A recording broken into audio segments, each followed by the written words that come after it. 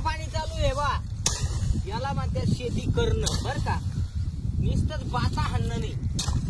मी सांगितलं होतं लोकांना शेतकऱ्यांना स्वतःची लढाई इडून पुढं स्वतः लढा.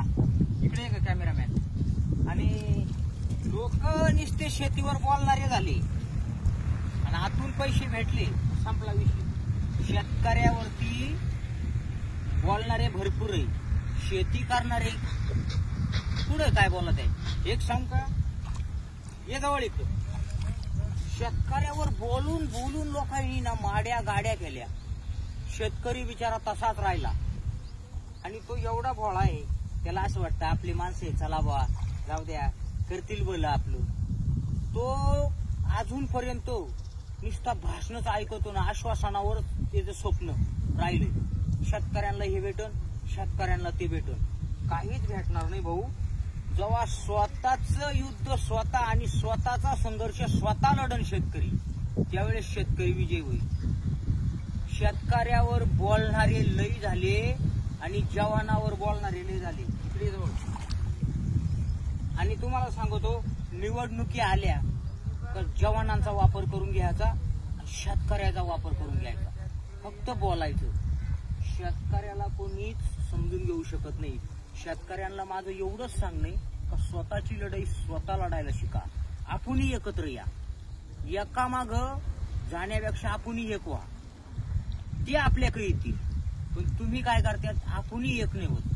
म्हणून आपल्याला कायमच लोकांनी आपल्यावर बोलून आपली वाट लावली बरं का.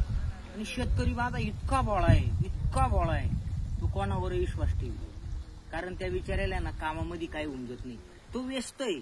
आज मला कांदे पिकवायचे, उद्या मला गहू पेरायचा आहे, परवा दिवशी मला वांगे लावायचे, तमुक दिवशी मला तांबटे लावायचे. म्हणजे ते जे गणित रोज चालू आहे. कशासाठी? माझं पण पोट भरावा आणि माझ्या जगाचं पण पोट भरावा. आणि बाकीच्यांचं गणित काय चालू आहे, शेतकऱ्यावर बोलायचं, जवानांवर बोलायचं आणि मस्त बायकी आपले गाड्या बिड्या बंगले बांधून घ्यायचे. गेले उडत शेतकरी जवानी, त्यांना काय गेलं. म्हणून शेतकऱ्यांना माझं सांगणं आहे, जो शेती करतोय त्याच्यावर विश्वास ठेवा.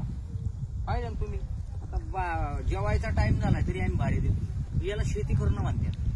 तेजवर बोलायचं, मी शेतकऱ्याचा पुत्र आहे, मी शेतकरी आहे. त्या बापानं पाहिलं का शेतकरी? तू पाहिलं का कधी? शेती करायला स्वतः शेतीत यावा लागतो, ट्रॅक्टर हाकावा लागतो, बारे द्यावा लागत, निंदावा लागतो. तो शेतीवर बोलणं त्याला काहीच माहिती नाही, ते बोलायला लागले.